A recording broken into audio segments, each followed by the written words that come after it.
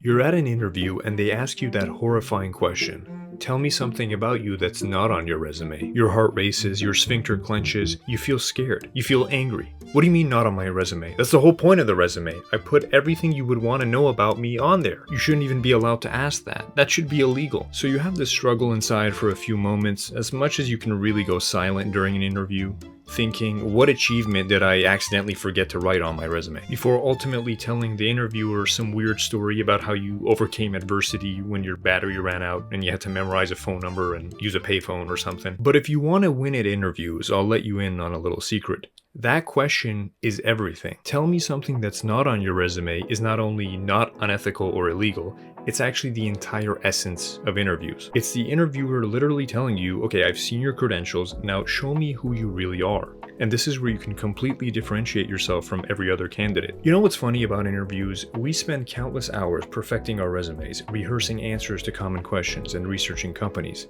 But then we walk into the interview and completely forget the most important thing.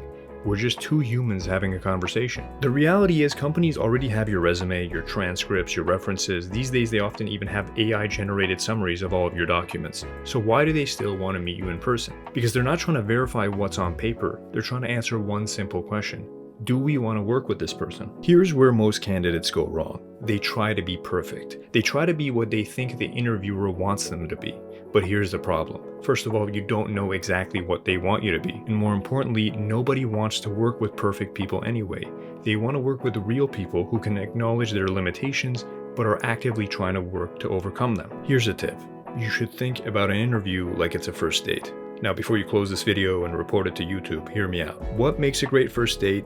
It's when two strangers have an engaging conversation, show genuine interest in each other, and most importantly, enjoy their time together.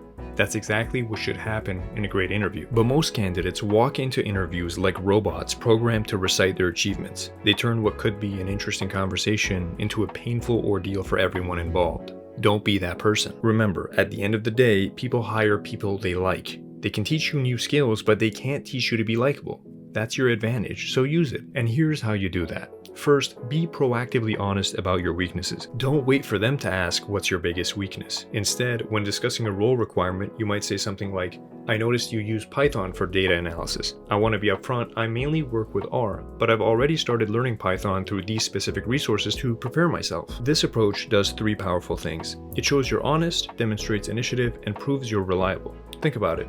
Would you rather work with someone who pretends to know everything, or someone who's honest about their limitations but shows they're actively working to improve? Second, don't be afraid to say, I don't know. But here's the key. Follow it up with your thought process. If they ask you a technical question you're not sure about, say something like, I haven't encountered that specific situation, but here's how I would approach solving it.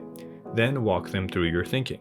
This shows you're both honest and capable of problem solving on your feet. Third, bring personality into the conversation. Share relevant stories or appropriate humor. Remember, your interviewer probably talked to 5 other candidates today who gave them the same rehearsed answers to their questions. Be the person who makes their day more interesting. Now, let's talk about another staple of interview questions. Do you have any questions for me? The biggest mistake people make is treating this question as an afterthought, like the interview is effectively over and this is just a formality or courtesy. It's not. It's another chance to shine. So don't ask generic questions like what's the company culture like, which, let's be honest, is what everyone's asking. Instead, ask things like, I read about your recent project X and I'm curious about how your team handled challenge Y.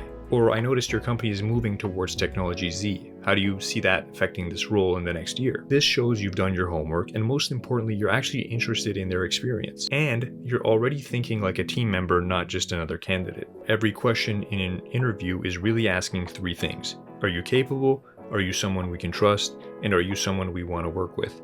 Answer those questions well and you'll ace any interview. So the next time you hear, tell me something that's not on your resume, don't panic. Smile and share something that shows who you are beyond your credentials. Because at the end of the day, they're not hiring a resume, they're hiring a person.